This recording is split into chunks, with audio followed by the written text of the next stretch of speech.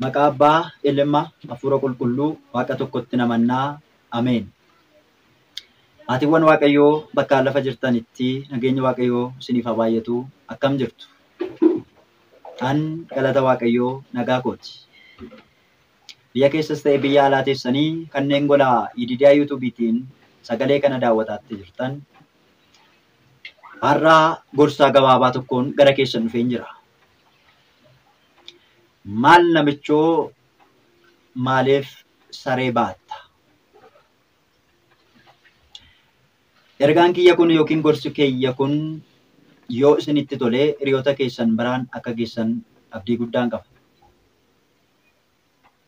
Gorsan isin gorsuu fakkeenya isiniif kaasuu isinitti himu kana keessaati waa guddaa akka isin hubattan abdii guddaan qaba. Egaa guyyaa gaafa tokkootu namicha tokkotu jira yookiin maanguddoo tokko jira. Maanguddoon kun hoolaa bitachuudhaatiif gara gabaatti deeman. Gara gabaa gaafa deemanii jedhan gabaa keessaa hoolaa bareedaa isaa ilaalanii bitatan. Hoolaa bitatanii gara mana isaaniitti gaafa galan hattoonni sadii waan nyaatan dhabanii waan ittiin garaa isaanii guuttatan dhabanii falachuu eegalan. Utuu isaan waa'ee garaa isaaniitiif yaadda'aa jiranii namichi hoolaa bitate sun hoolaa isaa sanaa saggoo isaa yookiin gateettii isaa gubbaa kaawwatee gara mana isaatti utuu inni galaatti jiru argan. Kanaaf hattoonni sadan kun irratti mari'achuu eegalan. Kottaa akkas goonaa jedhan. Hoolaa kana namicha kan harkaatii fudhannee nyaachuu qabnaa jedhanii murteeffatan. Kanaafiyyuu tooftaa kamiin hoolaa kana irraatii fudhachuu dandeenya? Akkamittiin hoolaa kana gachisiisuu dandeenya jedhanii irratti mari'achuu eegalan. Yeroo kana yaada akkasii olii kaasan. Akkas goona. Namicha kanaanii maal taatee yaa namichoo maaliif saree baattee deemtaa jenneetu itti dubbanna. Gaafa itti dubbannu kana immoo sadan keenya iddoo tokko dhaabannee otoo hin taane iddoo garaa garaa dhaabbannee hoolaa kana gachisiisuu qabna. Kanaafiyyuu sadan keenya gargar baane dabareedhaatiin namicha kanaan maaliif saree baattattiin jenna. Yeroo kana inni iyyuu nahee hoolaa kana ni gata. Yeroo kana irraa fuunee nyaannaa jedhan. Akkuma jedhan kana abbaan hoolaa kun hoolaa isaa bitatee gara qe'ee isaatiitti gara maatii isaatiitti utuu galaatti jiru.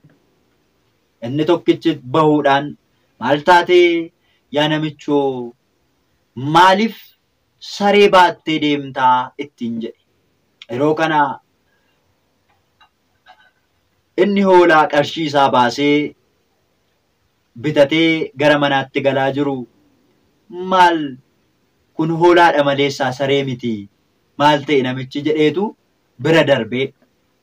Ammas utuma deemu xiqqoo ishee erga achi siqee booddee ganni lammaffaan itti ba'ee akkuma isa duraa sanaa hattuun inni kunis maal taate yaa namichoo maaliif saree baattee deemtaa? Ati nagaa miti hooyi qalbiin kee sin hojjetu fayyaa kee miti sammuutu si darbee akkamittiin saree baattee deemtaa ittiin jedheedha. Yeroo kana maal ta'ani jarri kuni? Kanan baadhee jiru hoolaadha. Hoolaaf sareen eessa isheetu wal fakkaata?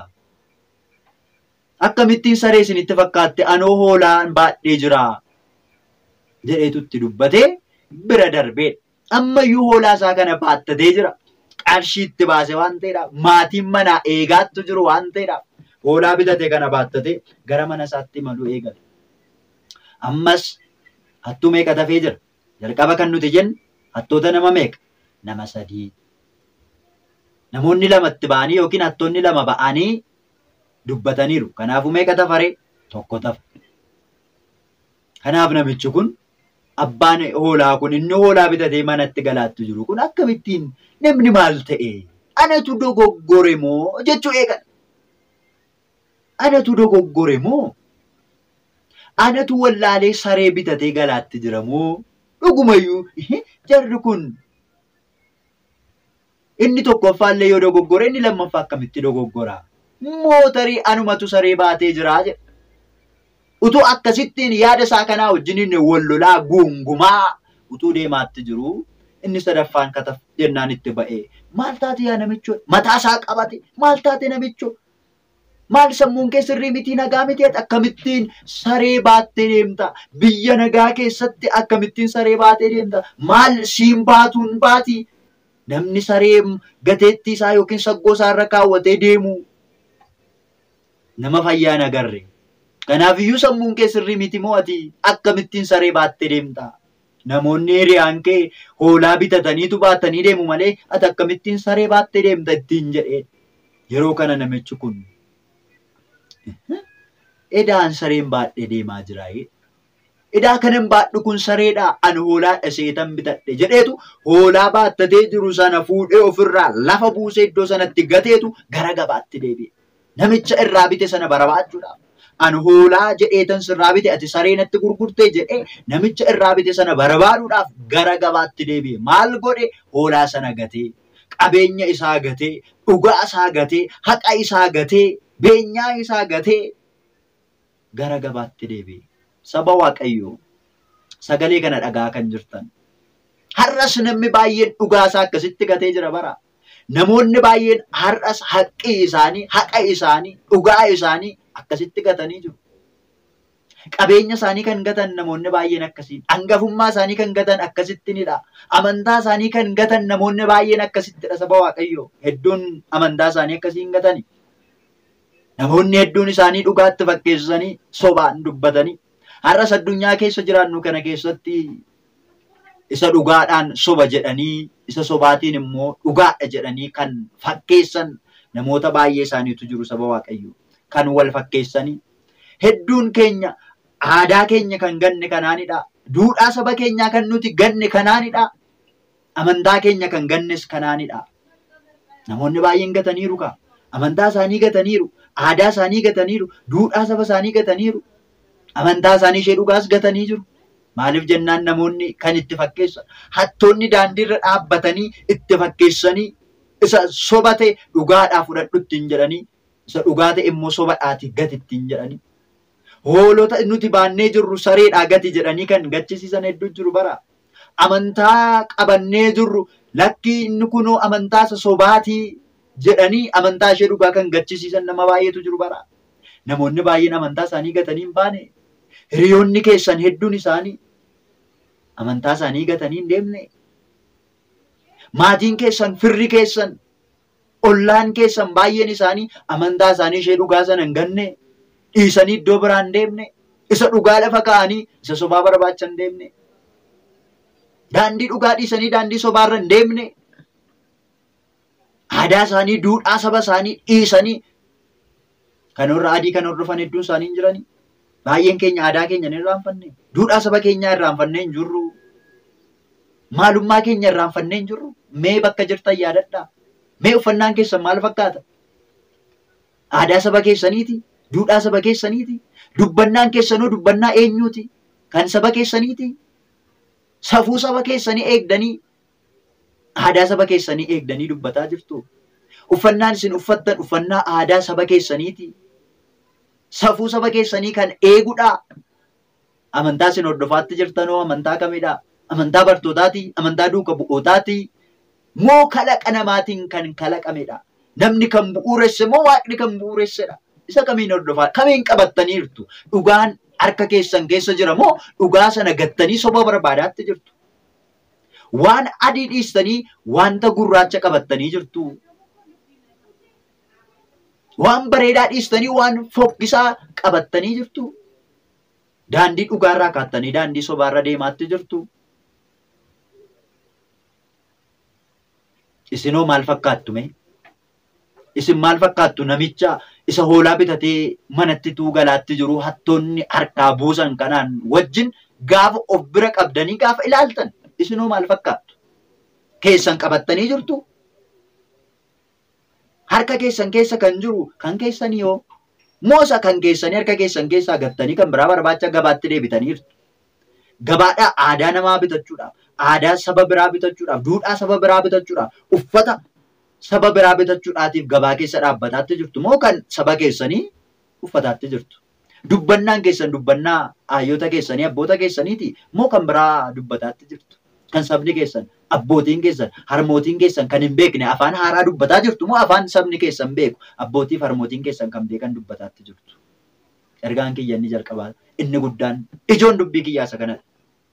Kanaafi hattoonni sadan sun yeroo inni hoolaa sana lafa kaa'ee jedhu silayyuu kaayyoon isaanii kana waan ta'eedhaatii fi isa sila sareedha ittiin jedhaa turan sana hoolaa ta'uu isaa waan beekaniif maal godhan? Fudhatanii qalataniitu nyaatan. Agartanii? Namoonni baay'een akkas ta'ani bara. Nuun amantaan keessan sirrii miti amantaa kee kana gadhiisi bayi amantaa kee kana gadi nuun jedhu. Baay'een amantaa isaa dhuguma jedhee kan ganaatti jiru hedduutu jira bara. Fannoon morma keetti kaawwattee jirtu kun mukadhaati ofirraa kutii jedhanii fannoo nama baay'ee mormarraatii kuchisiisanii namoonni baay'een. Hedduun obboloonni keenya fannoo morma isaaniirraa kan kutan hedduudha. Nuun fannoo morma keessanirraatii kutaa nuun jedhanii fannoo obboloota keenya baay'ee irraa kuchisiisani. Yoo ilaaltan baay'een isaanii manni amantaa isaanii gubbaa irratti fannootu jira. Nuun garuu fannoo mormarraa kuti nuun jedhanii. Adda baafachuu dadhabnee kan nuti burjaajoofnu hedduu keenyatu jira. Saba Waaqayyoo. Kanaaf ammas hattoonni baay'een isaanii daandiirra dhaabbatanii isin eegaatti jiru of eeggadhaa. Isin amma gabaa keessa jirtu. Soneeffataa jirtu. Bitataatti jirtu. Daandii irratti garuu kan isin eegaa jiru hattootadha. Isin waa'ee amantaa keessanii hubannoo waa'ee amantaa keessaniitiif naxalaaffattanii deemaatti jirtu. Sooshaal miidiyaa irratti kan mul'attan naxalaaffattaniiti. Hattoonni baay'een immoo sooshaal miidiyaatti achi as ba'anii naxalaa sirraa baasuudhaaf gara kee dhufaa jiru. Daandiirra dhaabbatanii si eegaa jiru. Naxalaa yookiin balee kee ofirraa hin baasin. Hattoonni baay'een isaanii fannoo morma kee irraa kutuudhaaf jedhanii daandiirra dhaabbatanii jiru. Gaafa isaan bira geessu fannoo kee akka hin kunne.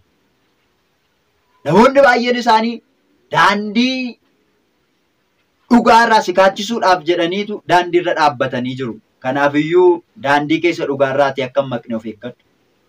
Namoonni hedduun isaanii beekumsa qabna jedhanii amantaadhaan dogoggoraniiru jedha Phaawulos. Kanaafiyyuu amantaa keetiin akkatiin dogoggorreedhaatiif of eeggachuutu sirra jiraataatii of eeggadhuusin jechuun barbaada. Maaliif jennaani qulqulluun abbaan keenya Maatiyoos boqonnaa 10:16 gubbaa irratti akkuma inni barreesseetiin jiru gooftaan keenya Yesuus Kiristoos anatti obboloota keenya hundumattiyyuu gaafa nutti dubbatu maal jira? Biyya lafaarra gaafa jiraattanii akka bofaa haxxee ta'aayee akka gugee yookiin akka bullaallaa immoo garraamii ta'aayee garraamii ta'a. Biyya lafaarra gaafa jiraannu akkas ta'u nurra jiraata. Akka gugeetti yookiin akka bullaallaatti garraamii ta'u nurra jiraata. Akka bofaatti immoo haxxee ta'u nurra jiraata. Yoo akkas taane malee addunyaa kanarra jiraachuu hin dandeenyu waan ta'eedhaatiif. Kanaaf warra hattoota sanaa wajjiniin gaafa jiraannu haxxee taanee isaanii wajjiniin jiraachuun nurra jiraata. Garraamii taanee jennaan hin nyaatamnu. Bakka garraamummaan nu barbaachisutti garraamummaa keenyaan. Bakka haxxummaan nu barbaachisutti immoo haxxummaadhaan jiraachuutu nurra jiraata. Kanaafiyyuu akka bofaa haxxee ta'i. Akka gugee immoo abshaala ta'i. Garraamummaadhaan jiraadhu. Akkasitti yoo jiraanne maleessaa baay'ee ulfaataadha. Sababiin isaa maaliif jennaanii